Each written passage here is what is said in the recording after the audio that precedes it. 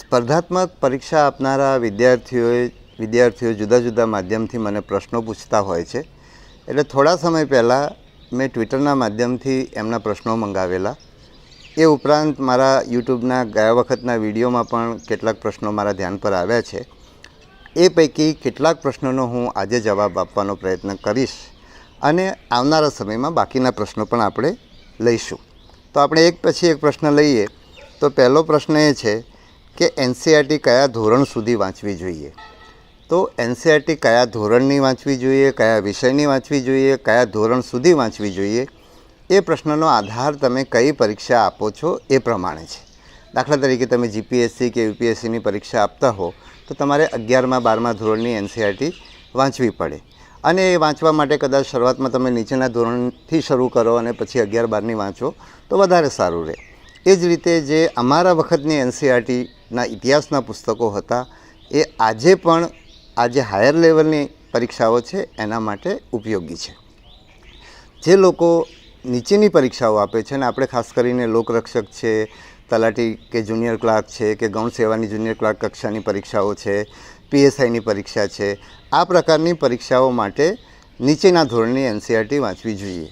અને એનસીઈઆરટી વાંચતા પહેલાં તમારે ગુજરાતના જે ગુજરાતી પાઠ્યપુસ્તકો છે એ વાંચી લેવા જોઈએ. અને એમાં પણ બધા વાંચવા જરૂરી નથી. તમારા અભ્યાસક્રમ મુજબના જે પુસ્તકો છે એ તમારે વાંચવાના. એમાં પણ તમને જે વિષયો ગમતા હોય, જે વિષય તમે શાળામાં ભણ્યા છો ત્યારે તમારા મગજમાં બેસી ગયા હોય, એવા વિષયોની શરૂઆત એવા પુસ્તકોથી શરૂઆત કરવી. પાઠ્યપુસ્તકોમાં પણ એવા પુસ્તકો સૌથી પહેલાં વાંચવા. પછી જ્યારે તમે ગુજરાતના પાઠ્યપુસ્તકો વાંચીને તમારો આત્મવિશ્વાસ વધે પછી તમારે એનસીઈઆરટીની શરૂઆત કરવી જોઈએ.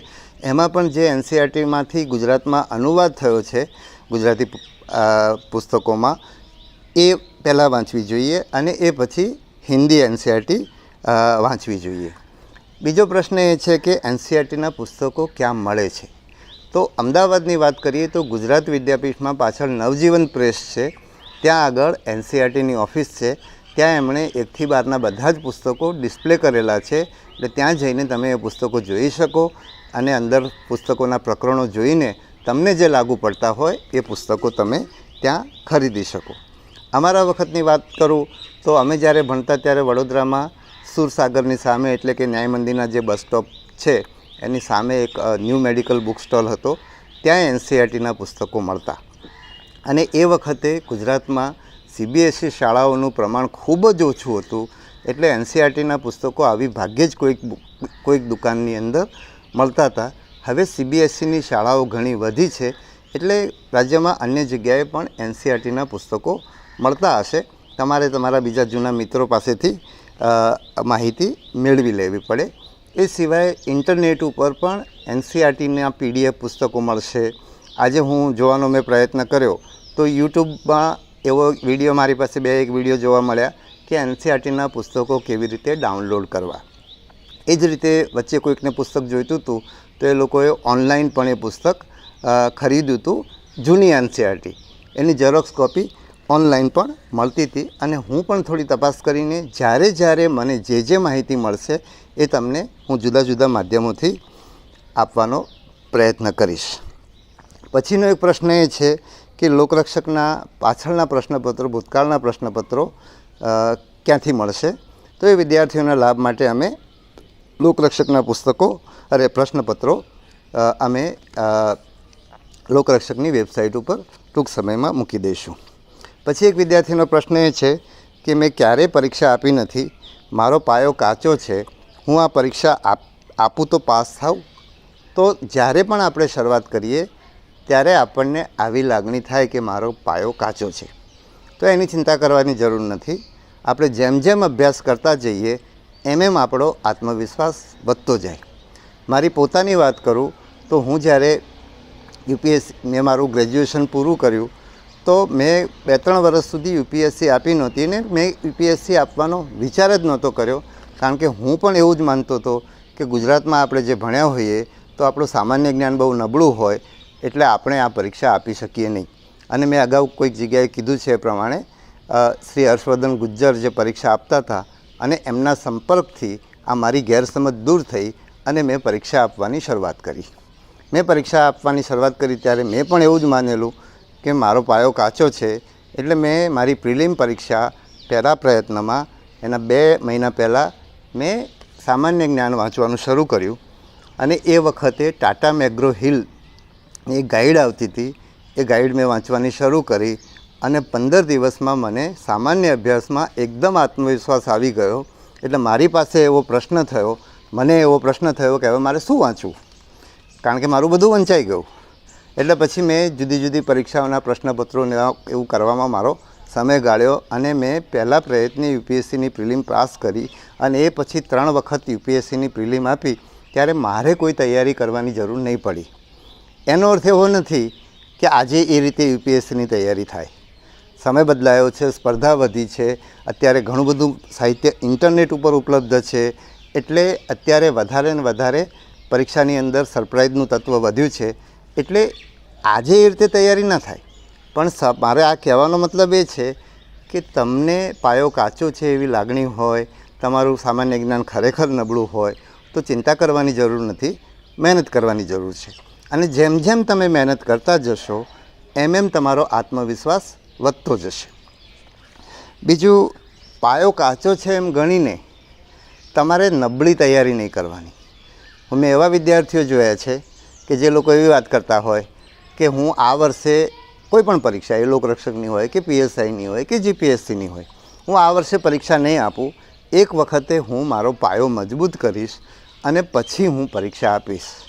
તો એવા વિદ્યાર્થીઓને મારે એમ કહેવું છે કે જ્યાં પ્રયત્નોની મર્યાદા હોય, દાખલા તરીકે યુપીએસસીમાં તમે જનરલ કેટેગરીમાં 6 પ્રયત્નો જ આપી શકો, ત્યાં તમે આવું કરો તો બરાબર છે કે હું પહેલા પ્રયત્નમાં વગર તૈયારીએ પ્રયત્ન આપું અને એ પ્રયત્ન મારો વેડફાય અને ભવિષ્યમાં મારા 5 જ પ્રયત્ન બાકી રહે, તો ત્યાં તમે આવું કરો તો બરાબર છે.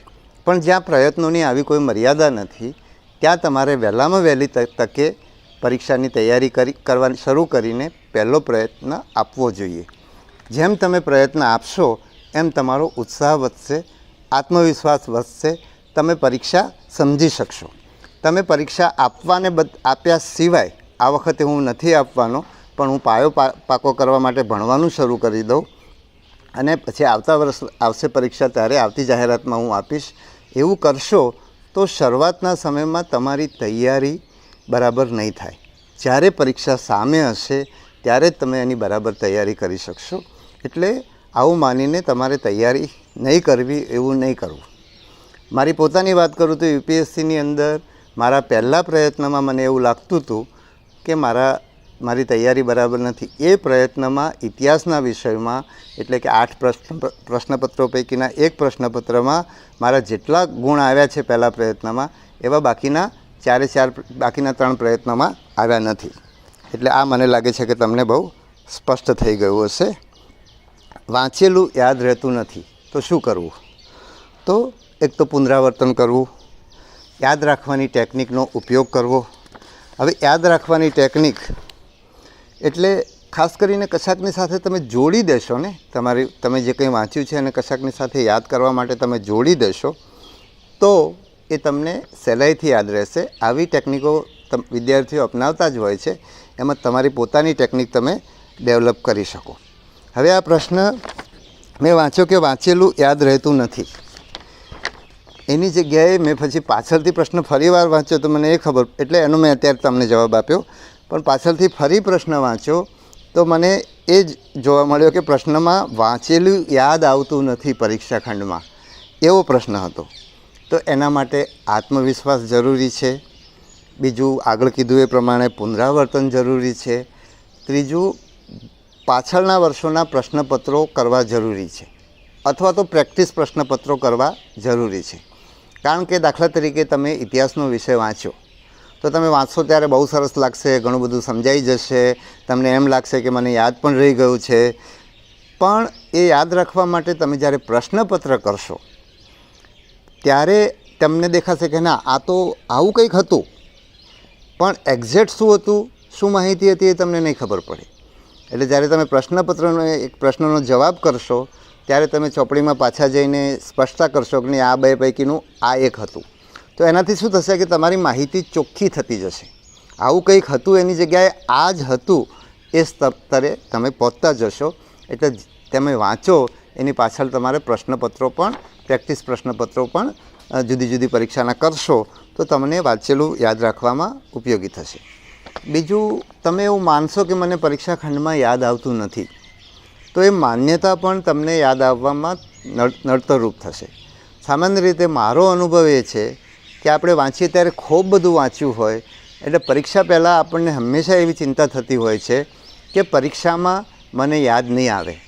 પણ જ્યારે આપણે પરીક્ષા ખંડમાં જઈએ છીએ અને પરીક્ષા આપણી સામે, પ્રશ્નપત્ર આપણી સામે આવે છે ત્યારે હવે તમારે પેલો આખો દરિયો નથી તમારી સામે, હવે બહુ મર્યાદિત વસ્તુ છે. એટલે તમને એ યાદ આવવામાં મુશ્કેલી ઓછી પડે છે. ખાલી તમારે માન્યતા તમને ના નડે તો તમને જલ્દીથી યાદ આવે છે.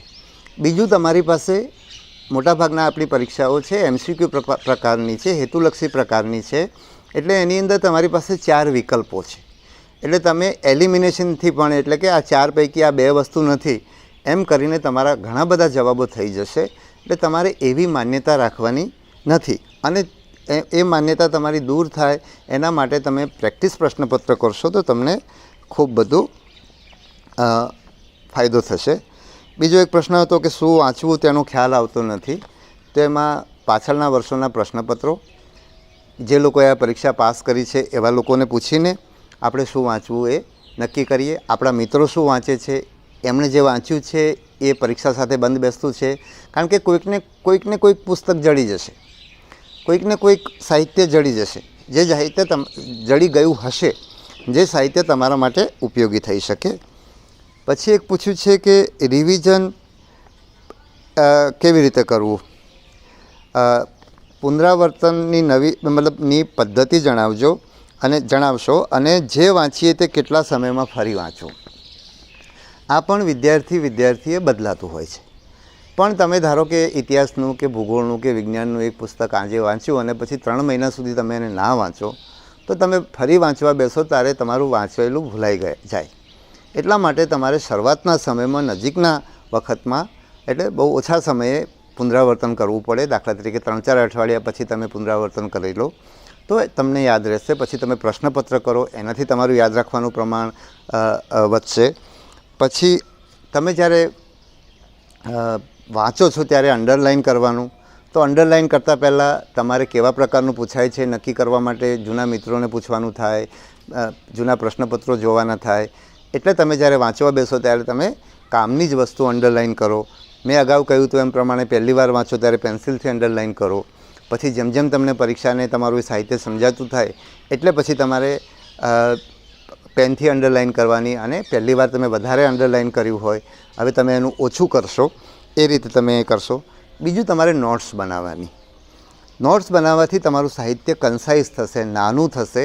એટલે તમારા માટે યાદ રાખવું સહેલું પડશે અને ભવિષ્યમાં પુનરાવર્તન કરવું પણ સહેલું પડશે.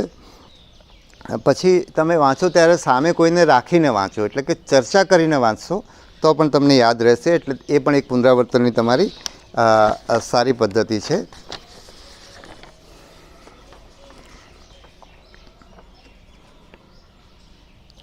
પછી અમુક વિષયો એવા હશે કે જેમાં તમને રસ પડે છે તો એ તમારા માટે એમાં કદાચ ઓછા પુનરાવર્તનની જરૂર પડે. બરાબર છે.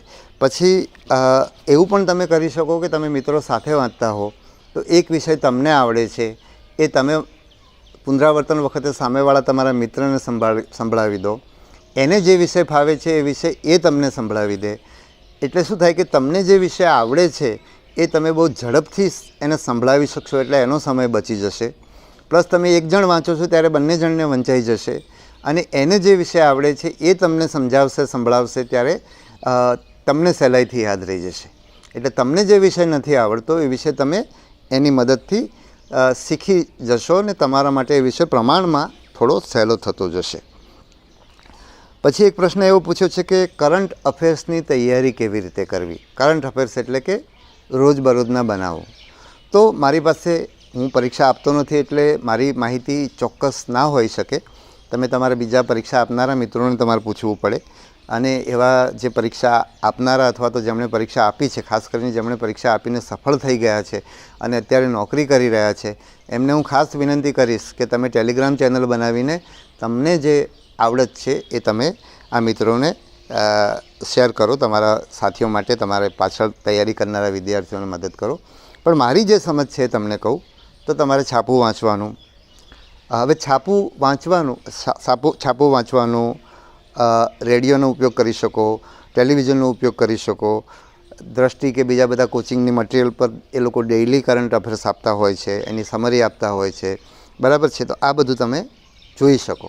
પણ આ બધું તમે જુઓ તો તમને બહુ સમય જાય અને રોજબરોજના બનાવો કંઈ તમારા અભ્યાસક્રમ બધું એમાંથી નથી પૂછાતું, એ પણ એક તમારા અભ્યાસક્રમનો એક નાનકડો ભાગ છે. તો તમારે નક્કી કરવું પડે કે તમને તમારા પ્રશ્નપત્રો જોઈને છાપાની અંદર પણ જે વસ્તુ તમારા કામની હોય એ જ તમારે વાંચવાની થાય.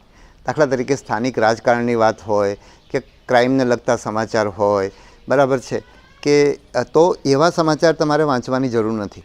બીજું ઘણીવાર ટીવી પર કે રેડિયોમાં પણ ફટાફટ જેવા સમાચાર આવતા હોય છે. ઇન શોર્ટ કરીને એક એપ્લિકેશન છે જે બહુ નાના સમાચાર આપે છે. તો એવું તમારે એની અંદરથી જોવું પડે અને એમાંથી તમારે નોટ્સ બનાવવી પડે. કારણ કે તમે પુસ્તક વાંચો છો તો તમે એનું પુનરાવર્તન કરી શકો છો. તમે છાપું વાંચ્યું હશે કે રેડિયોમાંથી સાંભળ્યું હશે, એનું પુનરાવર્તન કરવા માટે તમારે નોટ્સ બનાવવી પડશે. અને નોટ્સ મેં અગાઉના વિડીયોમાં કહ્યું છે એ પ્રમાણે તમારે નોટ્સ નાની બનાવવાની, નહીંતર તમારી નોટ્સ પણ મોટી ચોપડી જેટલી થઈ જાય.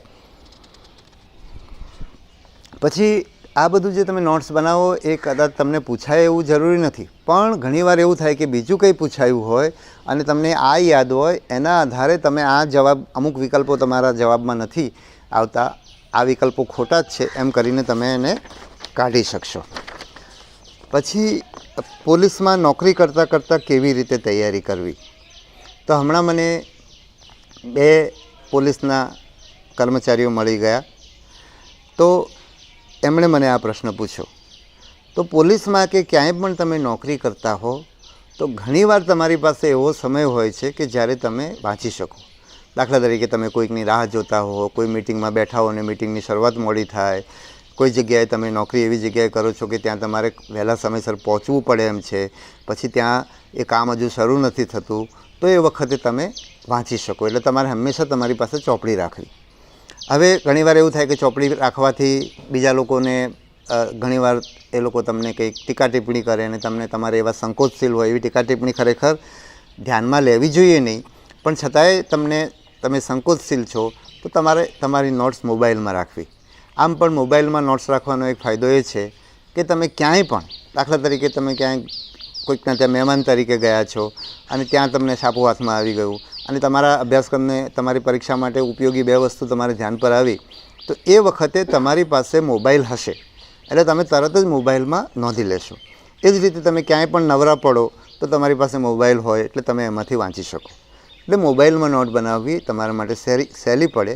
અને એના માટે હવે આજકાલ તો મોબાઈલમાં બોલીને ટાઈપ કરવાનું વ્યવસ્થા હોય છે, એટલે તમે ફટાફટ ક્યાંય પણ કંઈ પણ વાંચો તો ફટાફટ બોલીને તમારી મોબાઈલની અંદર નોટ્સ બનાવી શકો. બીજું, આ 2 મિત્રો મળ્યા તો મેં એમને પૂછ્યું કે તમે શું વાંચ્યું હતું. કારણ કે મારે એ જાણવું છે કે મને એમણે કીધું કે એક એમાંથી જુનાગઢ જિલ્લાના હતા, એક પાટણ જિલ્લાના હતા. તો મને એમ થયું કે હું એમને ખાસ તો હું એ જાણવા માગતો હતો કે ખરેખર એ ગામડાના વિદ્યાર્થી હતા કે એમણે શહેરમાં જઈને તૈયારી કરી છે. કારણ કે હું એ જાણવા માગું છું કે શહેરના વિદ્યાર્થી પાસે માહિતી હોય અને ગામડાના વિદ્યાર્થી પાસે માહિતી ના હોય, પુસ્તકો ના હોય, એના કારણે ગામડાનો વિદ્યાર્થી પાછળ ના રહી જાય.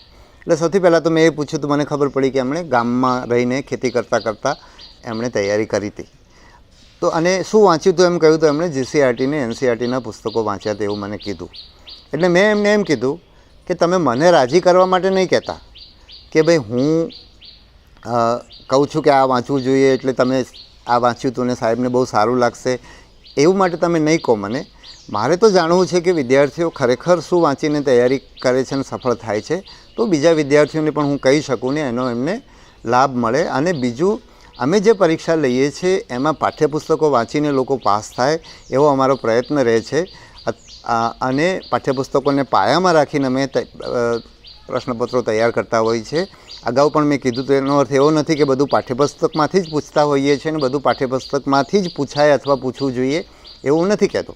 પણ પાઠ્યપુસ્તકો વાંચનારને જ્ઞાનનો જે પાયો બન્યો છે એ પાયો પરીક્ષામાં પાસ થવામાં મદદરૂપ થાય છે કે નહીં હું જાણવા માગતો હતો. એટલે એમણે મને એમ કહ્યું કે અમે આ પાઠ્યપુસ્તકો જ વાંચ્યા હતા. હવે કોઈકની કોમેન્ટ એવી છે કે કોચિંગ વિના પાસ ન થવાય. તો કોચિંગ વિના પાસ થવાય કે ના થવાય એનો નિર્ણય તમારે કરવાનો છે. પરીક્ષા લેનાર બોર્ડ તરીકે અમારો પ્રયત્ન હંમેશા એ રહે છે કે કોચિંગવાળાને લાભ ના થાય. અને હું એવું માનું છું સ્પષ્ટપણે કે અમે અત્યાર સુધી જે 3 પરીક્ષાઓ લીધી છે એ પરીક્ષાઓમાં કોચિંગવાળાને લાભ ન થાય અને બધા જ લોકો સરખા રહે. જે કોચિંગ નથી કરી શકતા પોતાના સંજોગોના કારણે, પોતાની આર્થિક પરિસ્થિતિના કારણે, તો એ લોકો પણ પરીક્ષા સમાન સ્તર ઉપર રહીને આપી શકે એવો અમે પ્રયત્ન કર્યો છે અને મને એમ લાગે છે કે સફળતાપૂર્વક કર્યો છે. એટલે કોચિંગ કરવું કે ન કરવું એ તમારો વિષય છે, પણ અમારો પ્રયત્ન રહેશે કે કોચિંગવાળાને કોઈ વધારાનો લાભ ન થાય. શું વાંચવું એમાં મારી ઈચ્છા છે કે મને જે પણ કામની વસ્તુઓ લાગે સ્પર્ધાત્મક પરીક્ષા માટે ક્યાંય પણ મારા જોવામાં આવે તો હું કોઈને કોઈ માધ્યમથી તમને આપવાનો પ્રયત્ન કરીશ. અને એક હજુ બીજા ઘણા બધા પ્રશ્નો છે, પણ હું જ્યાં સુધી પહોંચ્યો છું એમાં એક પ્રશ્ન કોઈએ મને જીપીએસસીને લગતો પૂછ્યો કે જીપીએસસીની પરીક્ષાની અંદર જે નિબંધલક્ષી પ્રકારની પરીક્ષા છે એની અંદર ચર્ચાપત્ર અને અહેવાલ લેખન કેવી રીતે કરવું. તો એનો મને એમ થયું કે આવતીકાલથી જીપીએસસીની પરીક્ષા થાય છે તો હું આ પ્રશ્નનો જવાબ એક જીપીએસસીની પરીક્ષા માટેના વિડીયોમાં અલગથી આપું. અને મને જીપીએસસીની પરીક્ષા વિશે જે થોડી ઘણી ખ્યાલ છે એની થોડાક સૂચનો પણ હું એમને એક નાનકડા વિડીયોમાં કરું, કારણ કે આવતીકાલે પરીક્ષા છે તો એ લોકો પાસે ઘણો સમય ના હોય. એટલે આપણે આજે જેટલા પ્રશ્નો લઈ શકાયા છે બધી પરીક્ષાઓ માટેના ભેગા એ આજે હું પૂરું કરું છું. અને હવે થોડા સમય પછી જેમ જેમ મને સમય મળતો જશે એમ હું તમને વધારે માહિતી આપતો જઈશ. તમને સૌને ખૂબ ખૂબ શુભેચ્છાઓ.